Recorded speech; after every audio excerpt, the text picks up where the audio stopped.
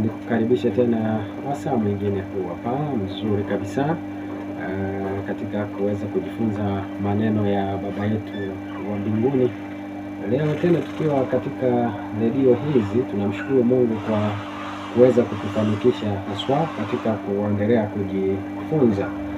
Hii ni sauti ya John Sokoine nikiwa pamoja na mtumishi wa Mungu anaitwa karibu mtumishi, ujitambulishe. Amina.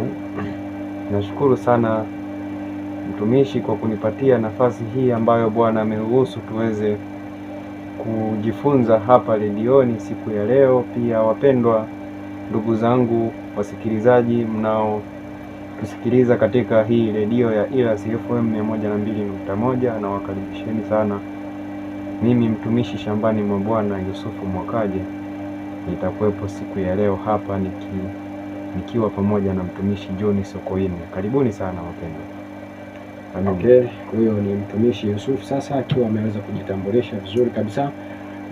Na sasa nikukaribisha wewe mpenzi msikilizaji wa Ilas FM 102.1 kwa wasaa mwingine huu kuweza kusikiliza habari za wokovu. Habari za wokovu ndizo ambazo habari tunapaswa kuwa nazo katika ulimwengu wetu huu wa sasa hivi. Na jana tulikuwa tunaendelea kujifunza kuhusiana na habari za ile pembe ndogo na namna itakavyokuwa inafanya katika kipindi hiki cha siku za mwisho. Nambari za simu ambazo tunapatikana hapa ni 07911510 na mwisho wake 18, 07911510 na mwisho wake ni 18. Na leo bila shaka natamani kuweza kuangazia kabisa kuhusiana na mambo ya siku za mwisho, hizi siku za mwisho. Kwa hivyo leo tutaangalia sana ukweli kuhusu siku za mwisho. Ukweli kuhusu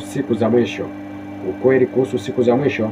Hayo ndiyo mambo ambayo tunaweza tukaangazia sana siku ya leo. Kwa hivyo ukiwa una swali tu unaweza ukanitumia ujumbe wako mfupi katika nambari za simu ambazo nimekwisha kuzitaja hapo. Na wacha tuombe alafu tuje tuanze kujifunza sasa. Na kabla ya kuomba, naomba niweze kurudia tena. Leo tutajifunza mambo yanayohusiana na wakati huu tulionayo, yaani matukio ya siku za mwisho, ukweli haswa wa mambo yanavyoendelea, lakini pia na watu, lakini pia na makanisa na taasisi zote kwa ujumla, lakini pia na mataifa, makanisa bila kuyasahau. Kwa hivyo tupo hapo, uhusiano wa mataifa, serikali, dini, makanisa, hayo mambo yote, lakini pia maisha ya mtu binafsi, familia na mambo kama hayo yanahusiana vipi na huu wakati tulionao, na tukiyaona mambo kama hayo tunatambua nini?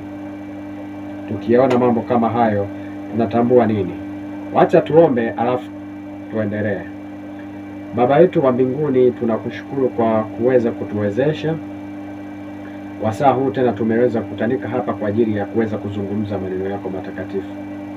Tunakuomba utubariki, mfalme wa amani, takasa ndimi zetu na akili zetu pia tuweze kusema yale yaliyokuwa mapenzi yako Mwokozi. Wakati huu mfalme wa amani, tunapoenda kufunua maneno yako matakatifu, tunakuomba Roho wako Mtakatifu daima awe akilini mwetu, akitufundisha na kutuongoza tuweze kusema na watoto wako yale yaliyokuwa mapenzi yako. Tusamehe Mwokozi, lakini zaidi sana tunakuomba maneno utakayokwenda kuyanena uweze kuyakaza katika akili za watoto wako ambao wanatusikiliza. Zaidi sana tuweze kuyafanya mapenzi yako na hatimaye tuweze kuokolewa. Ndivyo ambavyo tunakuomba tukiamini yote kwako tutashinda, na zaidi ya kushinda kwa wewe uliyetupenda. Tunaomba hayo kwa jina la mwanao Yesu Kristo tunaomba na kuamini. Amina.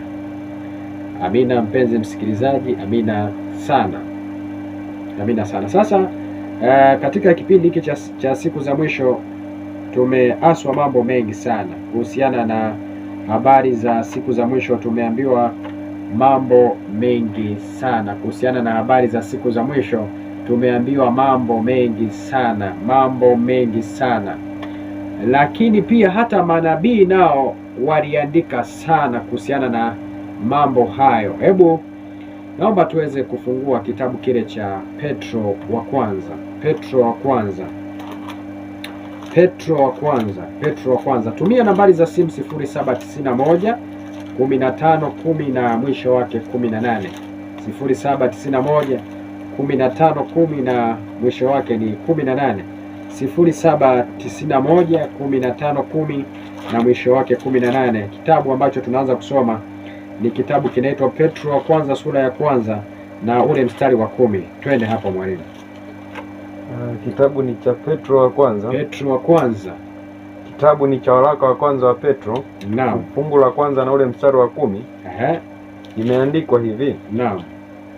Katika habari ya wokovu, katika habari ya wokovu huo manabii walitafuta na kuchunguza ambao mwanzia mstari wa 9. Mstari wa 9 imeandikwa katika kuneneka. Mstari wa 9. Mstari wa 9 mwalimu anasema katika kuupokea mwisho wa imani yenu. Kwa hivyo katika kupokea mwisho wa imani yetu, yaani wokovu wa roho zenu, yaani wokovu wa roho zetu, yaani wokovu katika mwisho wa kupokea imani yetu, yaani wokovu wa roho zetu. Kwa hivyo mwisho wa imani yetu ni kupokea wokovu wa imani yetu. Wokovu wa imani yetu, wokovu wa roho zetu ndio mwisho haswa wa imani yetu. Sasa kidogo kwanza, mpenzi msikilizaji, hapa kidogo sikiliza mstari wa 9 unavyosema, katika kuupokea mwisho wa imani yenu. Kwa hivyo katika kupokea mwisho wa imani yetu, katika kupokea mwisho wa imani yetu, yaani wokovu wa roho zenu. Kwa hivyo mwisho wa imani yetu manake ni wokovu wa roho zenu. Sasa sikiliza kidogo hapa kuhusiana na habari za wokovu. Katika habari hizo za wokovu, hebu endelea hapo kusoma. Mstari wa 10 wa 9 sasa. Mstari wa 9. Anasema katika kuupokea mwisho wa imani yenu. Katika kupokea mwisho wa imani yenu, yaani wokovu wa roho zenu. Wokovu wa roho zenu. Mstari wa 10 anasema katika habari ya wokovu huo. Katika habari ya wokovu huo, manabii kuhusiana na habari za wokovu huo, manabii walitafuta na kuchunguza ambao walitabiri habari za neema itakayowafikia ninyi. Mstari wa 11 anasema. Anasemaje? Wakatafuta ni wakati upi? Na wakati wa namna gani? Ulioonywa na Roho wa Kristo aliyekuwa ndani yao. Endelea. Ambaye alitangulia kuyashuhudia mateso yatakayompata Kristo. Endelea. Na utukufu utakao kuwako baada ya hayo. Endelea. Mstari wa 12 anasema wakafunuliwa ya kuwa si kwa ajili yao wenyewe. Wakafunuliwa ya kuwa sio kwa ajili yao wenyewe, bali kwa ajili yenu, kwa ajili yangu mimi na wewe. Walihudumu katika mambo hayo. Walihudumu katika mambo hayo. Anaendelea kusema. Kwa hivyo katika kupokea mwisho wa imani yetu, yaani wokovu wa roho zetu, na katika habari za wokovu huo,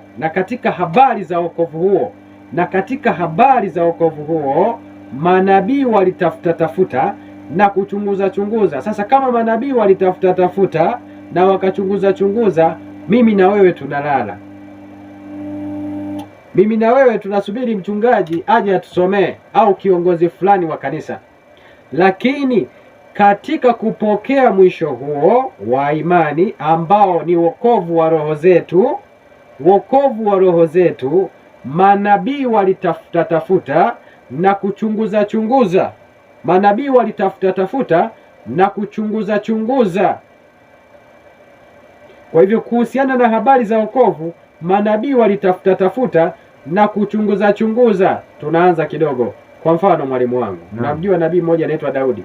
Ndio mwalimu. Daudi, wewe unasemaje kuhusiana na wokovu? Zaburi 119, 155. Hawa ni wale ambao walikuwa wanachunguza, mpenzi msikilizaji, na kutafuta kuhusiana na habari za wokovu ambao ni wetu sisi sote. Huo wokovu ni wa kwetu sisi sote. Sasa kwenye kutafuta na kuchunguza, Daudi, manabii walitafuta, na Daudi akaja na kitu fulani. Anasema hivi katika kitabu cha Zaburi 119 na ule mstari wa 155. Kitabu ni cha Zaburi 119 na ule mstari wa 155 imeandika imeandikwa, ndio, wokovu u mbali na wasio haki. Wokovu upo mbali na wasio haki. Hebu sikiliza kwa makini kuhusiana na habari ya wokovu. Daudi anasema, na yamkini wewe sasa hivi unanisikiliza unasema upo kwenye wokovu, lakini haujui mnyama ni nini, haujui sanamu ya mnyama ni nini na chapa ya mnyama ni nini, na mnyama tumetoka kujifunza jana. Lakini wokovu uko mbali na wasio haki. Kwani ambao wasio haki wana sifa gani? Anasema ya kwamba kwa maana hawajifunzi amri zako. Kwa hivyo wale ambao hawajifunzi amri za Mungu wako mbali na wokovu. Mpenzi msikilizaji, usiwe wewe, nisiwe mimi. Mimi lazima niweze kupenda kusikiliza amri za Mungu. Acha hapo kidogo, nitakuja. Ndio. Kuna mtumishi ameweza kunitumia ujumbe hapa. Anasema, mtumishi, ni halali kuita kanisa la SDA kuwa ni Babeli kulingana na kitabu cha Mama Ellen cha matukio ya siku za mwisho? Ndiyo, ni halali kabisa, haswa kanisa la Wasabato lililo chini ya mfumo wa General Conference kuwa Babeli. Ni halali kabisa, na maandiko ndivyo ambavyo yanasema. Labda upinge maandiko, lakini ni ukweli usiopingika kwamba SDA chini ya mfumo wa General Conference ni Babeli. Na kama una andiko lolote lile ambalo linaonyesha kwamba SDA chini ya mfumo wa General Conference sio Babeli, mtumie hapa. Nambari za simu ni 0791151018. Tumia hizo nambari za simu, Sasa kuhusiana na habari za wokovu ambao ni wetu sisi sote, katika habari za wokovu huo manabii walitafuta na kuchunguza, wakafahamu tu sio kwa ajili ya wakati wao, walitabiri pia mambo ambayo sisi yanatukuta wakati huu. Sasa kuhusiana na habari za wokovu, Daudi anasema hivi, wokovu huo ambao tunautafuta upo mbali na wasio haki. Wasio haki huwa hawajifunzi amri za Mungu. Mpenzi msikilizaji wa Irasi FM, Mungu akubariki sana kwanza kwa kutega sikio lako kuweza kusikiliza vipindi hivi kwa wakati huu, lakini kwa wale ambao wanaweza wakaja baadaye kutazama katika chaneli yetu hii ya Habari za Wokovu TV, unaweza ukapata pia mafundisho kama hayo kwa wakati fulani hivi. Ijapokuwa shetani anatupiga sana vita, lakini tutashinda, na zaidi ya kushinda kwa yeye aliyetupenda. Kuhusiana na habari za wokovu, Zaburi 119, 155. Una miaka mingi unasema upo kwenye wokovu. Nina miaka mingi ninasema nipo kwenye wokovu, lakini sikiliza hapa mpenzi, sikiliza hapa mpendwa msikilizaji. Zaburi 119, 155 inaweka bayana. Rudia hapo tena. Imeandikwa hivi. Wokovu umbali na wasio haki. Wokovu upo mbali na wasio haki, kwa maana hawajifunzi amri zako. Hawajifunzi amri zako. Kwa hivyo ukitaka kuwa karibu na wokovu, jifunze amri za Mungu. Marko sura ya 12. Marko sura ya 12. Mpendwa ambaye unasikiliza wakati huu, katika kitabu kile cha Marko 12. Marko ile sura ya 12. Naomba tuanze kusoma na ule mstari wake ni wa 28. Kitabu ni cha Marko 12 na ule mstari wa 28. Anasema ya kwamba na mmojawapo wa waandishi akafika, akawasikia wakisemezana. Aliwasikia Masadukayo wanasemezana na Yesu. Akatambua ya kuwa amewajibu vyema. Akajua kabisa kwamba Yesu Kristo amewajibu vyema. Akamuuliza huyo, sasa akamuuliza, katika amri zote ni ipi iliyo ya kwanza? Katika amri zote 10 ni ipi iliyo ya kwanza? Katika amri zote 10 ni ipi iliyo ya kwanza? Anaendelea kwa kusema hivi, huyu ni mwandishi anamuuliza Yesu Kristo, katika amri zote 10 ni ipi iliyo ya kwanza? Sikiliza majibu ya Yesu Kristo ambayo anampatia. Anamwambia hivi, Yesu akamjibu, ya kwanza ndiyo hii, sikia Israeli, Bwana Mungu wetu ni Bwana mmoja, nawe mpende Bwana Mungu wako kwa moyo wako wote na kwa roho yako yote na kwa akili zako zote na kwa nguvu zako zote. Na ya pili ndiyo hii, mpende jirani yako kama nafsi yako. Hakuna amri nyingine iliyo kuu kuliko hizi. Kidogo Yesu anasema amri ya kwanza ndiyo hii, sikia Israeli. Sikilizeni watoto wa Mungu, sikia Israeli, Bwana Mungu wetu ndiye Bwana mmoja, nawe mpende Bwana Mungu wako kwa moyo wako wote. Na kitu gani kingine? Kwa akili zako zote na kwa nguvu zako zote. Na ya pili ndiyo hii, mpende jirani yako kama nafsi yako. Watu wengine walivyosikia hivyo wakajua kabisa Yesu ameacha zile amri 10. Lakini sikia hapa mpenzi, kuna siri ambayo natamani uweze kuijua hapa. Hapa Yesu anawatajia watu amri 10 zile zile. Anazitajaje? Warumi sura ya 13 na ule mstari wa 9. Warumi 13 na ule mstari wa 9. Warumi sura ya 13 na ule mstari wa 9. Imeandikwa. Imeandikwa hivi mwalimu wangu. Naam. Maana kule kusema usizini, usiue, usiibe, usitamani, na ikiwepo amri nyingine yoyote, inayofanana na hizo, inajumlishwa katika neno hili ya kwamba mpende jirani yako kama nafsi yako. Kwa hivyo waheshimu baba na mama, ni mpende jirani yako kama nafsi yako. Usiue, mpende jirani yako kama nafsi yako. Usizini, mpende jirani yako kama nafsi yako. Usiibe, umpende jirani yako kama nafsi yako. Usitamani, umpende tena jirani yako kama nafsi yako. Usijifanyie sanamu ya kuchonga. Mpende Bwana Mungu wako kwa moyo wako wote. Ndio. Ikumbuke siku ya Sabato, mpende Bwana Mungu wako. Ndio. Usiwe na miungu mingine, mpende Bwana Mungu wako. Kwa hivyo hapo Yesu Kristo alionyesha matakwa ya amri zote 10. Mstari wa 32, Marko 12:32. Hapo endelea. Marko 12 na ule mstari wa 32. Wacha nifike hapo mwalimu wangu. Wacha nifike hapo. Inasema hivi, Marko 12:32. Anasema ya kwamba yule mwandishi akamwambia, hakika mwalimu, umesema vema ya kwamba, umesema vizuri ya kwamba Mungu ni mmoja, wala hakuna mwingine ila yeye. Kumbe Mungu ni mmoja, hakuna mwingine kama yeye.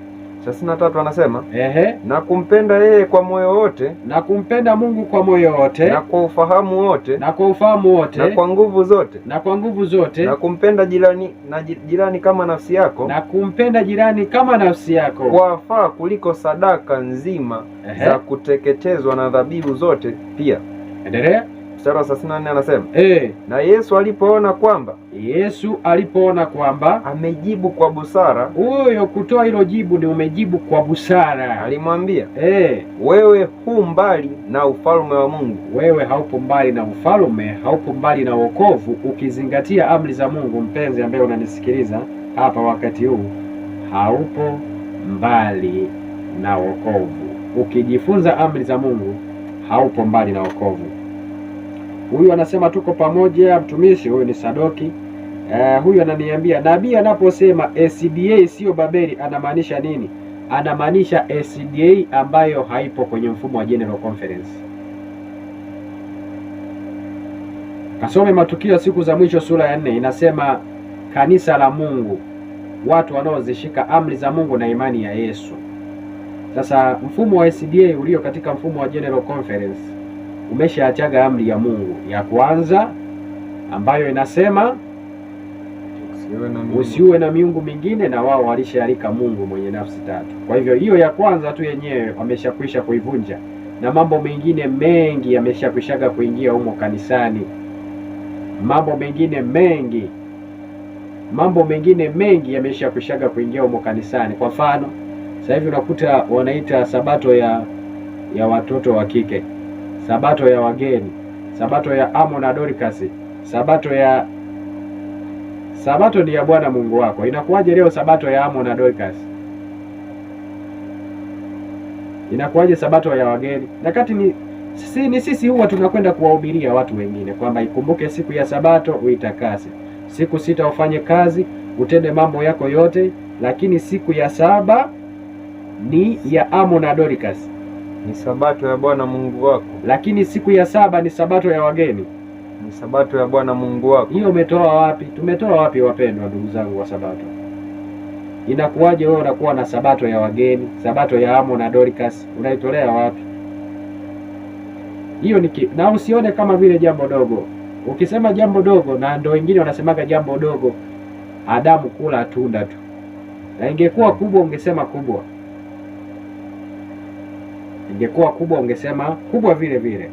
Lakini leo natamani tuweze kuangalia mambo fulani hivi ambayo yanatokea katika kipindi hiki cha siku za mwisho, katika kitabu kile cha waraka wa kwanza wa Yohana, waraka wa pili wa Timotheo sura ile ya 3, waraka wa pili wa Timotheo ile sura ya 3, waraka wa pili wa Timotheo sura ya 3. Mwalimu wangu, nimefika hapo. Naam, mstari wa kwanza imeandikwa, lakini ufahamu neno hili, lakini ufahamu neno hili, ya kuwa siku za mwisho kutakuwako na nyakati za hatari. Siku hizi za mwisho kutakuwako nyakati za hatari, maana watu watakuwa wenye kujipenda wenyewe. Watu watakuwa wanajipenda wao wenyewe, wenye kupenda fedha, wenye kupenda fedha ni hera, pesa. Watu watakuwa wanapenda pesa, wanapenda fedha, wanapenda hera, wanapenda mali. Anasema kwamba wenye kujisifu, watu watakuwa ni wenye kujisifu, wenye kiburi, wenye kutukana, watakuwa wanatukana, wasiotii wazazi wao, hawaheshimu wazazi wao, wasio na shukrani, hawana shukrani, wasio safi, anasema wasiowapenda wakwao, wasiotaka kufanya suruhu, wasiopenda mema, wasingiziaji, wanaosingizia, wasiojizuia. Kwa hivyo hayo yote yanafanywa tu na watu wasiofanya nini? Hiyo pointi ya mwisho, wasiojizuia. Wasiojizuia ndio ambao wanafanya matendo ya namna hiyo, mpendwa. Na mimi na wewe tukishindwa kujizuia ni sawasawa na mtu aliyekufa angali yupo hai. Timotheo hiyo, Timotheo wa kwanza sura ile ya 4, wacha niweze kuiona hapa. Mtu yoyote ambaye hataweza kujizuia, ikiwa ni mimi, ikiwa ni wewe, ni sawasawa na mtu ambaye amekufa angali yupo hai, Kwa hivyo nyakati za mwisho tunaambiwa waziwazi, watu watakuwa wana namna nyingi, watakuwa wasio na shukrani, wasiopenda kufanya suruhu. Lakini hayo yote yatafanywa kwa sababu moja tu, watu wanashindwa kujizuia, self control. Katika kitabu cha Timotheo wa kwanza 5 na ule mstari wa 6, waraka wa kwanza wa Timotheo fungu la 5 na ule mstari wa 6, imeandikwa, endelea, bali yeye asiyejizuia nafsi yake. Sasa yule mtu asiyeweza kujizuia nafsi yake amekufa, ingawa yu hai. Yule mtu asiyeweza kujizuia nafsi yake ni sawasawa na mtu amekufa ambaye bado yupo nini? Yu hai. Sikiliza mpendwa msikilizaji, haya maneno kabisa yanaenda kupata utimilizo wake mzuri kabisa katika kizazi hichi ambacho tunaishi. Katika kizazi ambacho tunaishi, haya mambo yanakwenda kutendeka barabara. Ufunuo 13:15. Sasa kitabu ni cha Ufunuo sura ya 13:15. Kama tunashindwa kujizuia, kuna mambo ambayo tutaenda kuyafanya ni kinyume. Wayahudi walishindwa kujizuia, wakamuua Bwana wetu, Mwokozi wetu Yesu Kristo, wakaua na wafuasi wake wote. Na zama za giza, yule mnyama yule pembe ndogo aliweza kuwaua kwa sababu hakuweza kujizuia. Kwa nini hakuweza kujizuia? Kwa sababu kila kiashirio cha Mungu alikuwa amekivunja, na sasa shetani akawa amepata mamlaka kamili. Ndivyo ambavyo itakavyokuwa mbeleni hapa kidogo. Kwa kadiri ambavyo tunaendelea kujiweka mbali na Mungu, ndipo ambapo kizuizi kinaondolewa kabisa na shetani anapata mamlaka kamili. Sasa mwanadamu anaweza akafanya kile ambacho anataka kukifanya. Sasa hivi hatuwezi kufanya hivyo kwa sababu bado ni rehema za Mungu, tunaendelea kufungwa na kamba zake. Lakini kwa namna ambavyo tunaendelea kupiga hatua, kugeuza kisogo, kukataa maagizo ya Mungu, nikwambie mpendwa, tunaenda kwenye dunia inaitwa angry world, ulimwengu wenye hasira kali. Ulimwengu unaenda kubadilika vibaya mno. Ndugu zangu ambao mnanisikiliza wakati huu, tukimbilie kwa Yesu, bado kuna nafasi. Somea hapo. Kitabu ni cha Ufunuo fungu la 13. Na ule mstari. Na watu watakaobadilika ni wale ambao huwa wanabeba Biblia, haswa wanaenda kanisani, wataanza kuua ndugu zao. Wale ambao wanasikilia ukweli katika kipindi hiki cha siku za mwisho watateswa na kudhihakiwa, wengine watauliwa, wengine watakimbia, sijakosea, wengine watakimbia wakiwakimbia wanadamu wenzao. Ufunuo 13:15 ni haya maneno ya kwenye Biblia. Imeandikwa ya kwamba akapewa kutia pumzi katika ile sanamu ya mnyama, akapewa kutia pumzi katika ile sanamu ya mnyama, hata ile sanamu ya mnyama inene, hata ile sanamu ya mnyama inene, na kuwafanya hao wote wasioisujudu sanamu ya mnyama, na kuwafanya hao wote wasiosujudu sanamu ya mnyama wauawe. Mstari wa 16 anasema naye kidogo, kumbe wale ambao hawataweza kusujudia sanamu ya mnyama watapakuliwa pilau, watauawa. Mpenzi msikilizaji, huu ni ujumbe wa aidha ukubali upate uzima wa milele. Na sikiliza, sisi tumeitwa kwa Kristo, sio kuamini tu. Wafilipi 1:29, sio kuamini tu ukweli, lakini pia kuteseka kwa ajili ya huo ukweli. Kuna siku moja utakuja kufukuzwa nyumbani kwa ajili ya ukweli. Kuna siku moja utakuja kusalitiwa kwa ajili ya ukweli huu. Ukweli unakata. Wafilipi 1:29. Kitabu ni cha Wafilipi fungu la kwanza mstari wa 29, imeandikwa maana mmepewa kwa ajili ya Kristo, maana tumepewa kwa ajili ya Kristo, si kumwamini tu, sio kumwamini tu, ila na kuteswa kwa ajili yake. Rudia. Anasema kwamba maana mmepewa kwa ajili ya Kristo, maana tumepewa kwa ajili ya Kristo, si kumwamini tu, sio kumwamini tu, ila na kuteswa kwa ajili yake, na kuteswa kwa ajili ya Kristo. Kwa hivyo kuna kipindi kweli tutaanza kuteswa, na mateso ni udhihirisho kwamba shetani ameshindwa.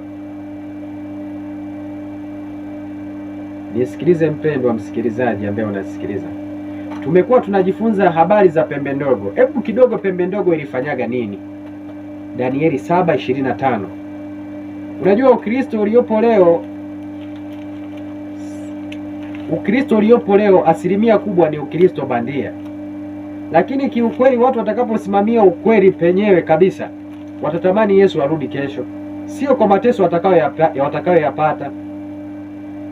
Danieli 7 na ule mstari wa 25. Hebu sikia pembe ndogo ilichokifanya. Zama za giza zinaitwa Dark Ages, kuanzia mwaka wa 538 mpaka mwaka wa 1798. Upapa ulilitesa kanisa la Mungu, watu wengi, takribani watu milioni 1. Danieli 7:25. Zaidi ya hao watu imeandikwa naye atanena maneno kinyume chake aliye juu,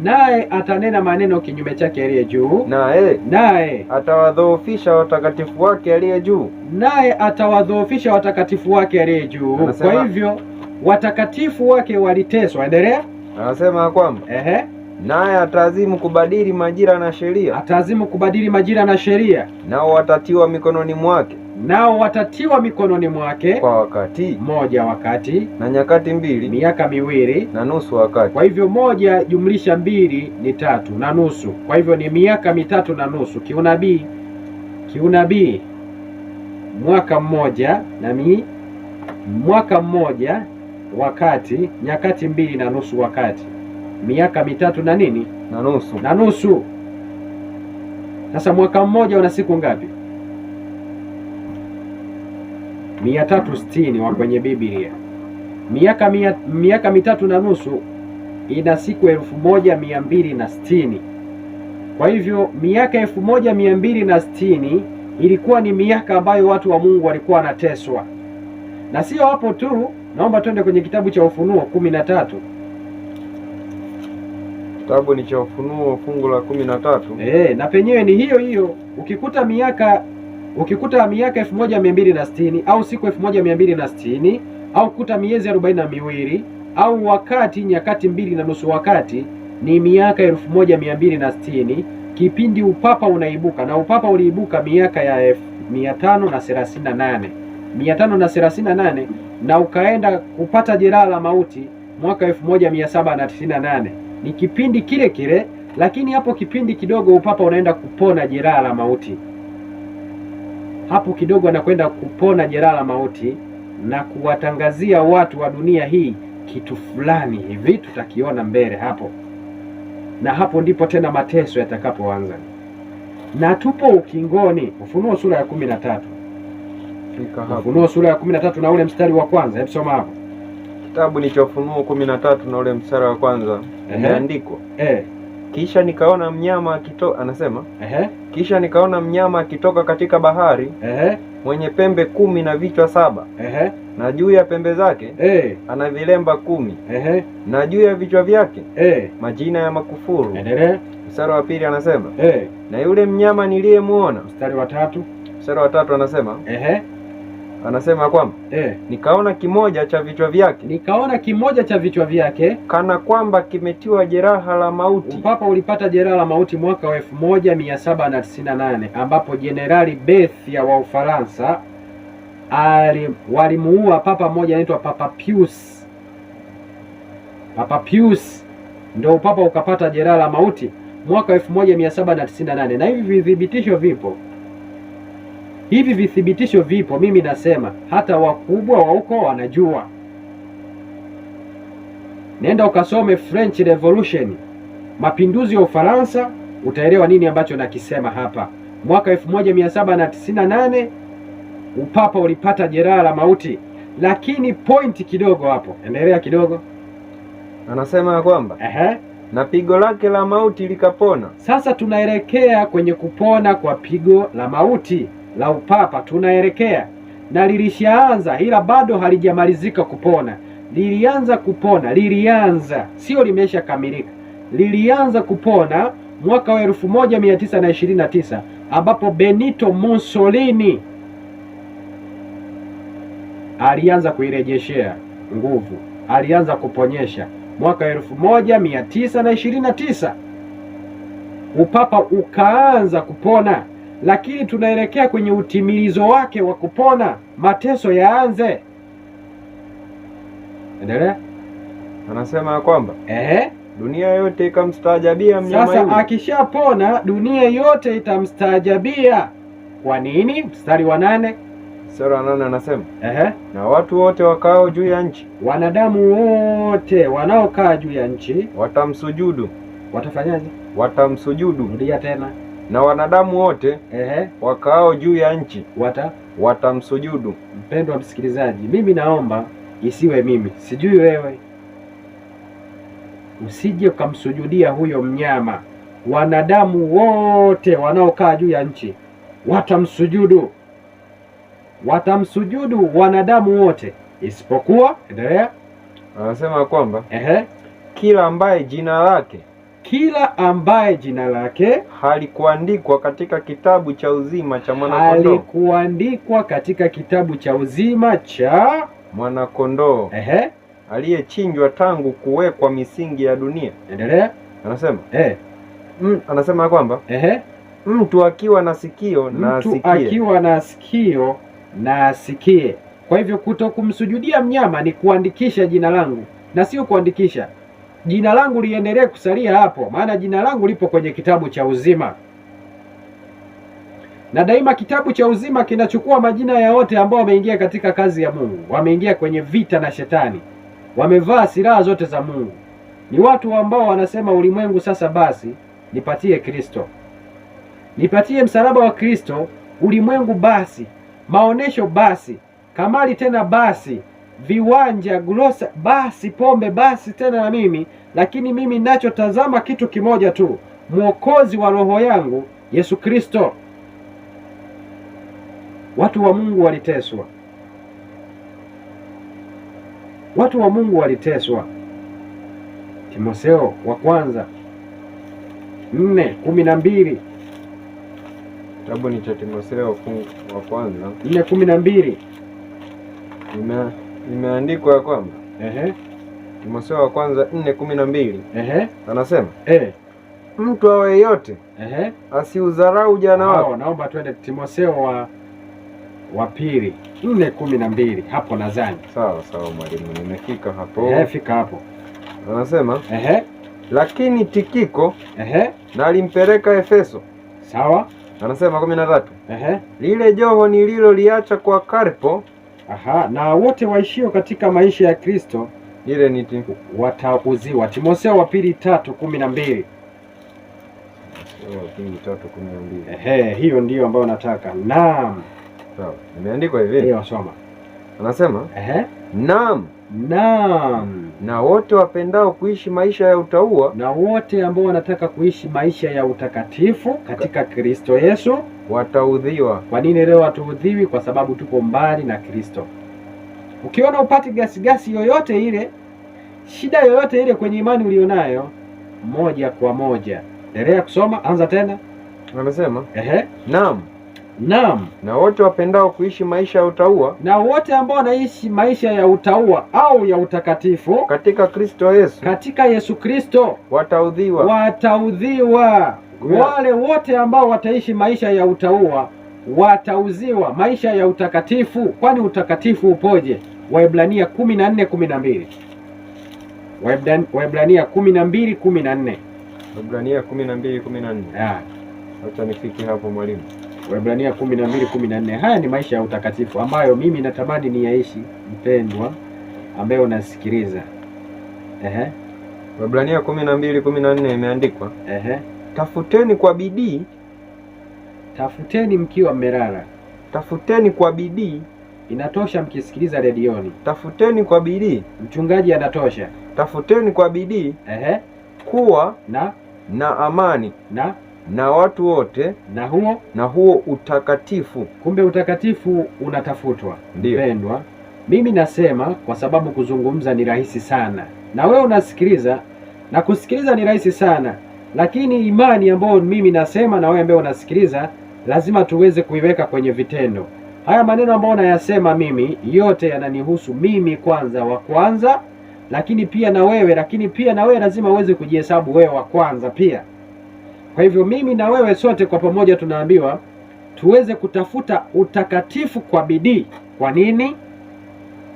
Anaendelea kusema kwamba ambao hapana mtu atakaye muona Bwana asipokuwa nao. Kwa hivyo mimi nikikosa utakatifu siwezi nikamuona Bwana kwa sababu sina moyo safi. Timotheo wa kwanza 6:5. Kwa hivyo wapendwa, utakatifu lazima tuweze kuwa nao, tuweze kuutafuta. Yesu anakuja kuchukua watu ambao wameshakamilisha tabia zao, wameshafua mavazi yao kwa damu yake ambao ni ukweli wake ambao unatutakasa.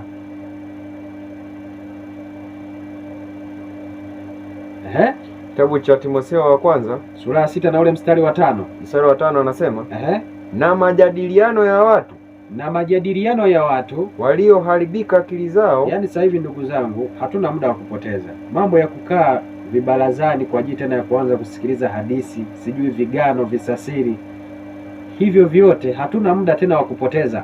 Majadiliano na watu waliopoteza akili. Muda wote mimi nipo TikTok, naangaliaga tu, sijui naangaliaga nini. Muda wote wewe unaangaliaga katuni, zinanisaidiaga nini? Majadiliano na watu, yaani hata kama huongei na mtu, lakini ukiwa unamtazama tu mtandaoni, mnafanya naye majadiliano, maana anakupandia kitu kwenye ubongo wako, na akili zetu zinaathirika kwa kile ambacho tunakisikia na kukiona.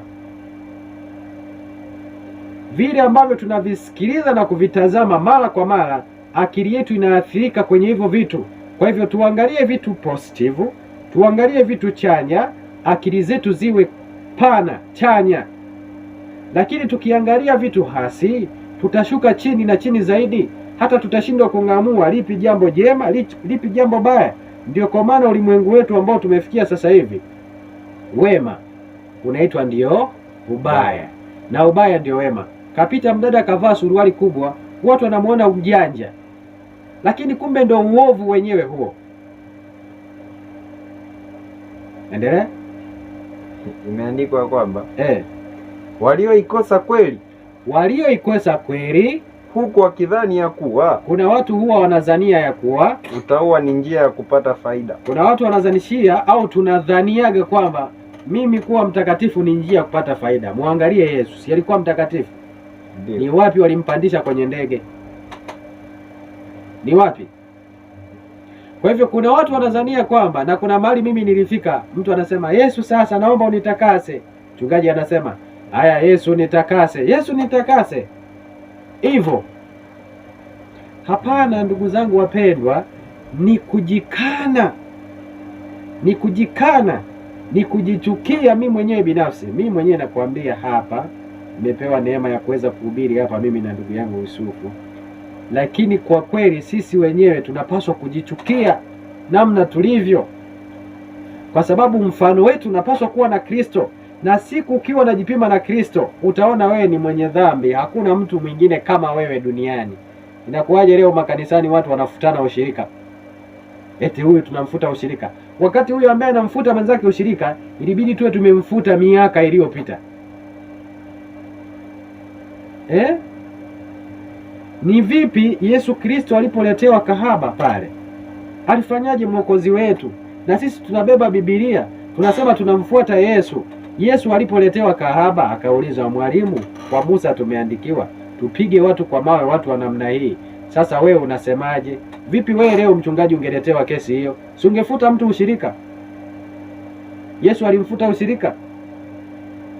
Unavyomfuta ushirika, je, ndio unamleta karibu na Mungu au unamweka mbali, unamkabidhi shetani? Mungu atusaidie sana ndugu zangu, na amekwisha kutusaidia mno. Sasa kuna watu tunazaniaga utakatifu ni njia fulani ya kupata faida. Kuna mtu unaweza ukafikiria kwamba kuwa na namba za mchungaji ndio njia ya wewe umekuwa mtakatifu. Kumpigia John simu redioni ndio njia ya kupata wewe utakatifu. Hapana. Yuda alikuwa anatembea na Yesu, na yamkini hata walikuwa wanajifunika shuka moja, mimi sijui, walikuwa wanakula pamoja, lakini tunafahamu mwisho wa Yuda. Tunafahamu mwisho wa Yuda ulikuwaje. Na hata wewe ambaye unanisikiliza, hakuna mtu miongoni mwenu ambaye sasa hivi anaweza akatoka kwa ujasiri akazaa mtoto akamuita jina lake Yuda, hata kama aendagi kanisani. Kwa nini? Wote tunajua mwisho wa Yuda. Kwa hivyo kutembea na Yesu au kutoa tangazo la imani au kuwa kwenye itikadi fulani ya imani haimaanishi kwamba wewe ni mtakatifu. Utakatifu unatafutwa. Ni kama vile utajiri. Wacha nitolee mfano wa utajiri. Kama wewe unatafuta utajiri, hakuna siku moja ambayo unaweza ukakaa ukasema wewe ni tajiri. Hauwezi ukautafuta. Lakini lazima ujihesabu wewe maskini hauna, ndipo uanze kuutafuta. Ndivyo ilivyokuwa kwa utakatifu. Lazima uweze kujiona wewe ni mdhambi. Na ukijipima wewe na watu wengine, huwezi ukajiona wewe ni mdhambi. Daima utajiona wewe ni mtakatifu. Na hiyo ndiyo dini ya Mafarisayo. Lakini siku kamweka Yesu Kristo mbele, hivi kwenye hili jambo, angekuwa Yesu Kristo angefanyaje? Wapendwa, mimi nawaambia, Mungu atuhurumie sana, lakini lazima tuweze kujua kanuni za kujishusha na kupokea msalaba wa Yesu Kristo. Lazima kanuni za Yesu Kristo ziweze kupata nafasi kubwa maishani. Mimi na wewe tunajifundisha mnyama, na lengo kubwa la kujifunza mnyama nitakwambia hapa kidogo. Hebu endelea na hilo andiko. Lengo kubwa la kujifunza mnyama nitakwambia, sio tujue tu mnyama tuishie hapo. Mstari wa 6. Hii ni Wakorinto wa kwanza 6:5, tunaenda 6 sasa. 6 anasema kwamba mstari wa 6 anasema walakini utaua pamoja na kuridhika. Utaua pamoja na kuridhika ni faida kubwa. Vina faida kubwa. Kwa maana hatukuja na kitu duniani. Hatukuja na kitu duniani, tena hatuwezi kutoka na kitu. Lakini hapa mimi nakuongezea, kuna kitu fulani tunaondoka nacho. Ni kweli hatukuja na kitu duniani, lakini kuna kitu fulani tunaondoka nacho. Wewe unadhani ni kitu gani ambacho utaondoka nacho hapa twende nacho mbinguni? Niambie. 0791 15 10 18. Ni kitu gani ambacho tutaondoka nacho hapa kwenda mbinguni? Maandiko yanasema hatukuja na kitu duniani wala hatuwezi kuondoka na kitu, lakini mimi nakwambia kuna kitu kimoja tunaondoka nacho. Ni nini hicho? Ni tabia njema. Hiyo ndiyo tiketi ya sisi kwenda mbinguni, utakatifu. Huo ndio tiketi, ndio maana tunasisitizwa. Endelea. Anaendelea kusema kwamba tena hatuwezi kutoka na kitu. Tena hatuwezi kutoka na kitu. Mstari wa 8 anasema ila tukiwa na chakula na nguo. Lakini tukiwa na vitu vya namna hivyo inatosha sana, na inatosha hapo inatosha. Kwa hivyo wapendwa ambao mnanisikiliza hapa, lengo kubwa la Mungu kuweza kutupatia ujumbe wa malaika watatu ni hili. Ufunuo 14. Naomba uweze kutuma ujumbe tafadhali. Tuma tu ujumbe, mimi nitauona hapa kwa ajili ya muda. Naomba tu uweze kutuma ujumbe na mimi nitaona. Naomba uweze kutuma ujumbe. Lengo la kujifunza habari za mnyama, sanamu ya mnyama, chapa ya mnyama, bado tunaendelea kujifunza, lakini lengo ni hili hapa. Ufunuo 14:12. Kitabu cha Ufunuo 14. Hili ndilo lengo la ujumbe wa malaika watatu. Ufunuo 14:12. Anasema kwamba hapa ndipo penye subira ya watakatifu. Hapa inatakiwa subira ya watakatifu hao wazishikao amri za Mungu na imani ya Yesu. Hao wanaoshika amri za Mungu na imani ya nani? Ya Yesu. Imani ya Yesu. Yesu alifanyaje? Hicho ndicho ambacho Mungu anataka kiwepo kwako, maana Yesu Kristo alikuja kutafuta kile kilichopotea. Ile imani yake haswa ndiyo ambayo alikuja kuitafuta, imani ya kutambua tabia ya Mungu. Hiyo ndiyo Yesu Kristo alikuja kutafuta. Anasema hapa ndipo penye subira ya watakatifu. Kwani watakatifu watafanyiwa kitu gani? Au kutakuwa na nini? Danieli sura ya 11. Kwa hivyo kile kitu ambacho kinatafutwa ni kwamba mwanadamu ashuke chini mavumbini na Kristo Yesu shujaa wa msalaba ainuliwe juu. Hicho ndicho kitu kinachotafutwa, kwamba mwanadamu kwa haki yake mwenyewe ni sawasawa na yupo uchi. Kwa hivyo anahitaji vazi jeupe, tabia ya Yesu Kristo. Hiyo ndiyo sababu tumepewa ujumbe wa malaika watatu. Papa anataka kuabudiwa, lakini ibada inamstahili Mungu peke yake.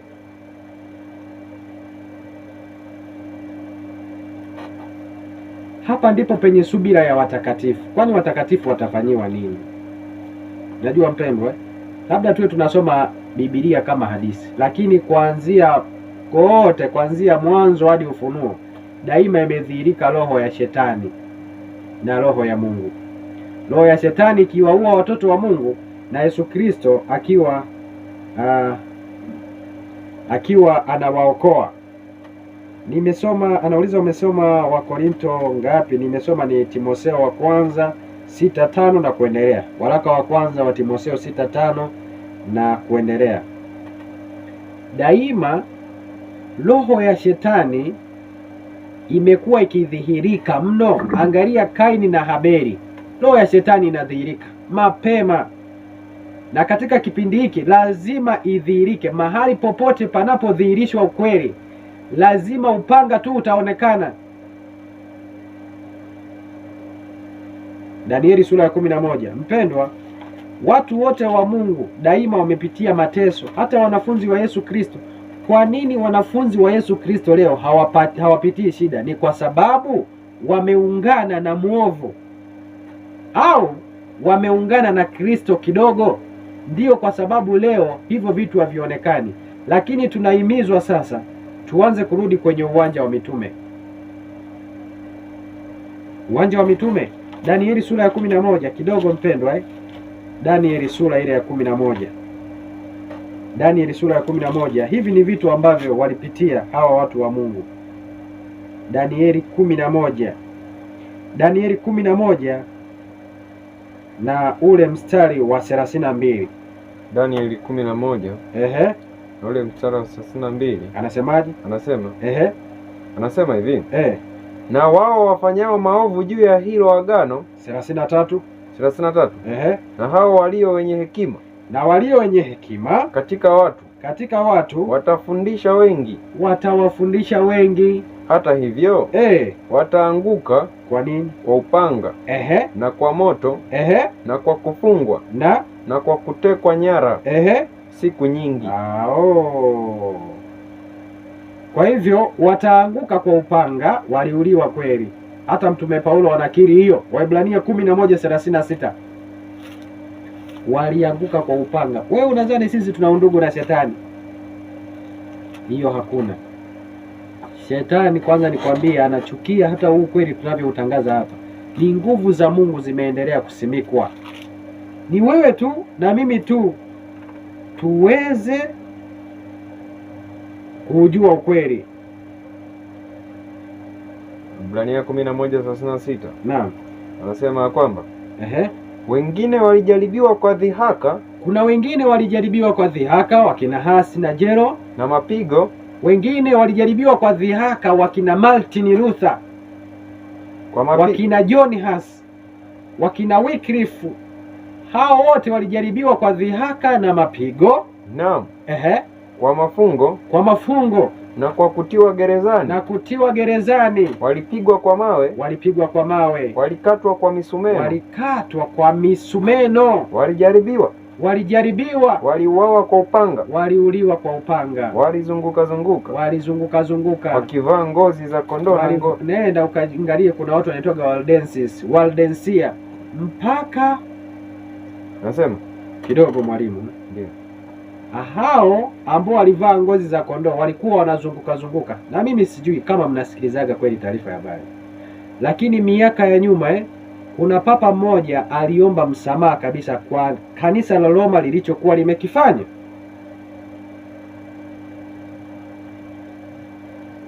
Waliuliwa watu.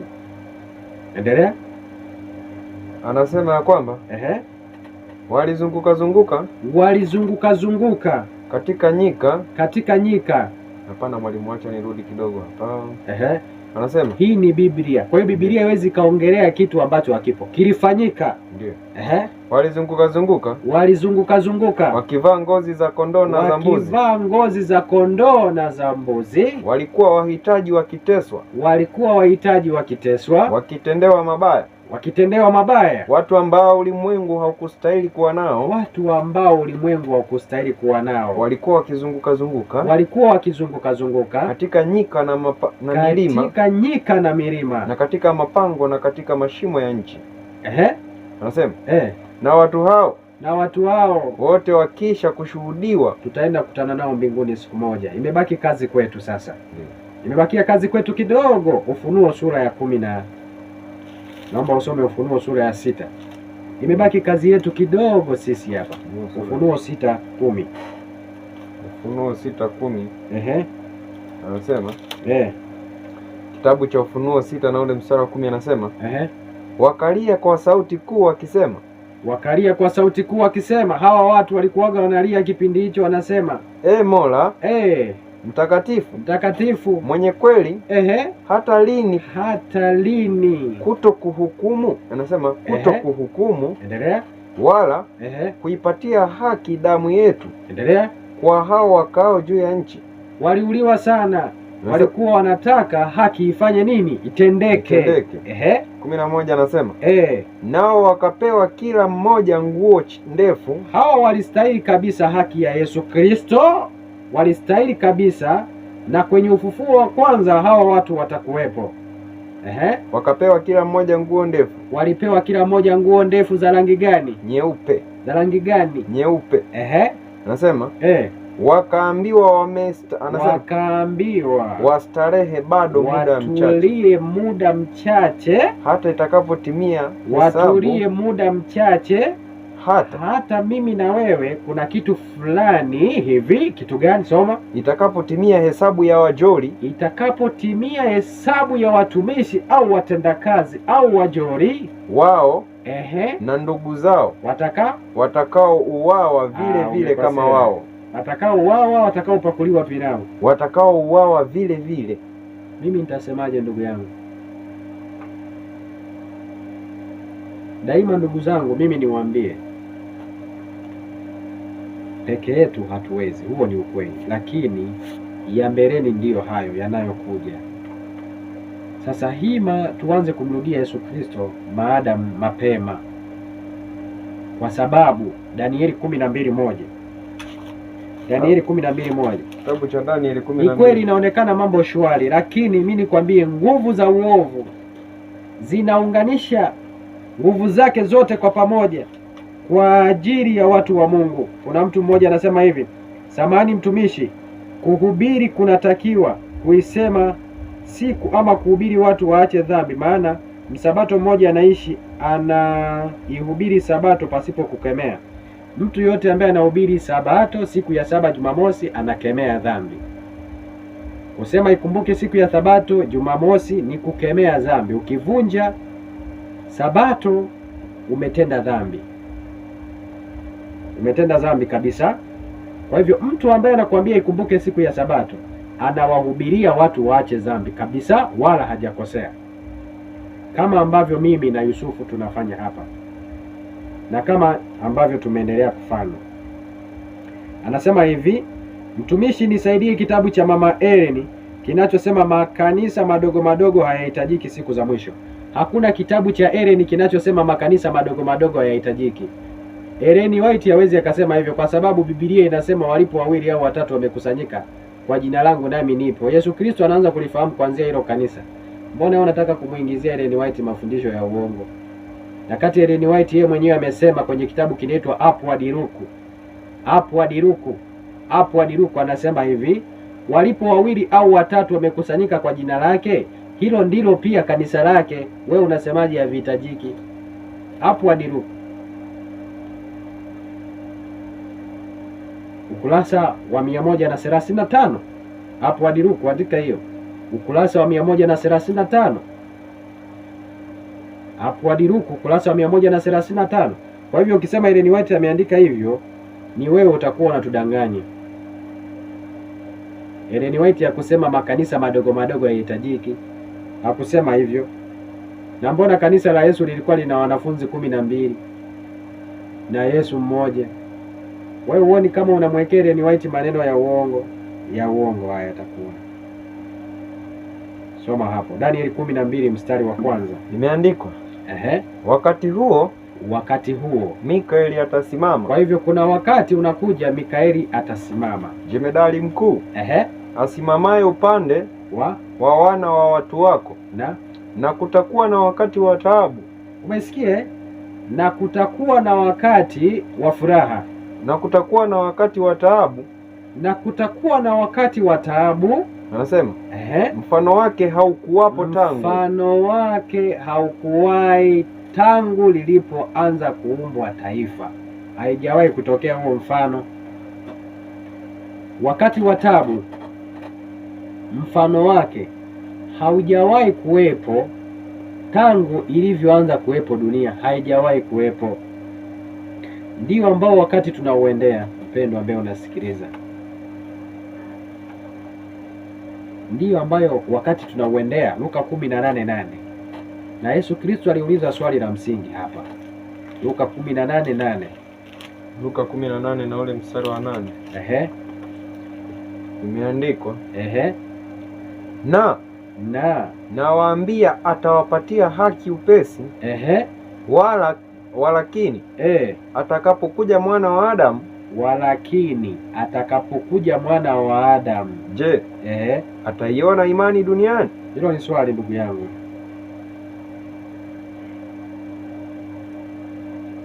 Atakapokuja Yesu, ikiwa sasa hivi hata sijabebewa risasi kwa ajili ya ukweli, ikiwa sasa hivi Waebrania 12:2, ikiwa sasa hivi sijafanya hivi na hivi, ikiwa sasa hivi sijafanyiwa kitu chochote kile kwa ajili ya ukweli, nimeshindwa, nitawezaje kusimama hapo shida zitakapoanza? Kwenye kitabu cha Yeremia imeandikwa vizuri kabisa, ikiwa umeshindwa na wale wanaoenda kwa miguu, utawezaje na farasi? Ikiwa nimeshindwa kuitunza siku ya Sabato, kipindi hiki chenye amani, Vipi ukisikia sasa Wasabato wameanza kupelekwa mahakamani kwa ajili ya siku ya Sabato? Haya, wanafungwa maisha kwa ajili ya siku ya Sabato. Vipi ikiwa hivyo? Kama sasa hivi kwenye amani tunaambiwa ikumbuke siku ya Sabato, sihitaji. Vipi hapo itakavyokuwa hivyo? Soma hapo. Kitabu ni cha Waebrania Ehe. 12 na ule mstari wa 2 imeandikwa. Inasemaje? Tukimtazama Yesu, tukimtazama Yesu Kristo, mwenye kuanzisha na mwenye kutimiza imani yetu. Yesu Kristo aliyeanzisha na mwenye kutimiza imani yetu, ambaye kwa ajili ya furaha iliyowekwa mbele yake. Yesu Kristo kwa ajili ya furaha iliyowekwa mbele yake aliustahimili msalaba. Aha. Kwa hivyo kumbe tukipiga picha kuna kitu fulani tumeandaliwa. Unajua huko mbinguni ni furaha. Kwa hivyo tukipiga picha namna atakavyokuwa, siku moja utamuona malaika wako mlinzi. Kuna siku moja utamuona Daudi, utamuona Yusufu. Kuna siku moja yamkini unaweza ukamuona Jioni na Yusufu ambao wanaongea redioni. Kuna siku moja yamkini unaweza ukaja kumuona mtumishi Malosha. Wote kuna siku moja utakwenda kuona mji wetu ambao tumeandaliwa Yerusalemu. Lakini cha ajabu zaidi tutaenda kumuona Mungu na mwanawe Yesu Kristo. Kwa hivyo tukipiga picha mbele namna tutakavyokuwa, tutabeba msalaba kama Yesu Kristo alivyoangalia mbele. Hebu rudia tena hapo. Anasema ya kwamba mwalimu, ambaye Yesu Kristo kwa ajili ya furaha iliyowekwa mbele yake. Yesu Kristo kwa sababu ya furaha iliyokuwa imewekwa mbele yake aliustahimili msalaba na kuidharau aibu. Kwa hivyo Yesu Kristo kwa ajili ya furaha iliyokuwa imewekwa mbele yake aliustahimili msalaba akadharau aibu. Anasema ya kwamba naye ameketi mkono wa kuume wa kiti cha enzi cha Mungu. Kwa hivyo Yesu Kristo alivyopiga mahesabu kwamba kuna siku moja nitarudi kwa Baba yangu, nitarudi kutumikiwa na malaika tena, alipoangalia idadi ya wale watakaokombolewa alisema wacha nife kwa ajili yao, wacha nife. Na daima sikiliza mpendwa, tunavyotafakari maisha yetu ya milele, makao yetu matakatifu, tutaonana na wapendwa wetu, nguvu ya kututoa hapo twende kwenye uovu haiwezi. Sasa wewe unafikiria uongeze mke wa pili umempata, unataka na watatu, nguvu ya kukuangusha itakuwa kubwa na kubwa zaidi. Lakini akili yetu tunavyokuwa tunaishughulisha na kutafakari mambo ya juu mbinguni, tunapofikiria makao matakatifu, tutakuja kuona Mungu alivyoumba. Achana na hii dunia yetu tu peke yake, kuna mambo mengine mengi, mambo ambayo akili ya mwanadamu haijawahi kuyasikia wala hata macho hayajawahi kuona. Na hivyo mimi na wewe tunaalikwa tusiweze kukosa pale, lakini tutakuwa tumevipiga vita vilivyo vizuri, vita vya imani tumeilinda na kuitetea. Mungu atusaidie sana ndugu yangu ambaye unanisikiliza. Ni wakati wa kuamka, ni wakati wa mimi ambaye nazungumza na wewe kuamka, lakini ni wakati wa wewe ambaye unasikiliza kuamka na kuamsha wengine. Daima tuombeane, tujifunze maneno ya Mungu, tuwe karibu kabisa na Mungu wetu, kwa sababu wokovu wetu. Warumi 13 mstari wa 11 andiko la mwisho. Kitabu ni cha Warumi 13 na ule mstari wa 11. Imeandikwa naam, tukiujua wakati ya kwamba saa ya kuamka katika usingizi imekwisha kuwadia. Kwa maana sasa wokovu wetu upo karibu nasi kuliko tulipoanza kuamini. Usiku umeendelea sana, giza limeendelea sana, mchana umekaribia. Yesu anakaribia. Basi na tuyavue matendo ya giza, tuvue matendo ya giza na kuzivaa silaha za nuru. Endelea. Anasema kama ilivyohusika na mchana, kama ilivyo kwa Yesu, na tuenende kwa adabu, twende kwa adabu, si kwa ulafi na ulevi, si kwa ufisadi na uasherati, si kwa ugomvi na wivu, bali mvaeni Bwana Yesu Kristo, mvaeni Bwana wetu Yesu Kristo, wala msiuangalie mwili, wala usiangalie mwili hata kuwasha tamaa zake, usije ukapata ubinafsi. Kwa hivyo tumvae daima Yesu Kristo. Ni mapenzi yangu, ni mapenzi yako Yesu Kristo aendelee kudumu moyoni na kutusaidia daima. Mungu awabariki.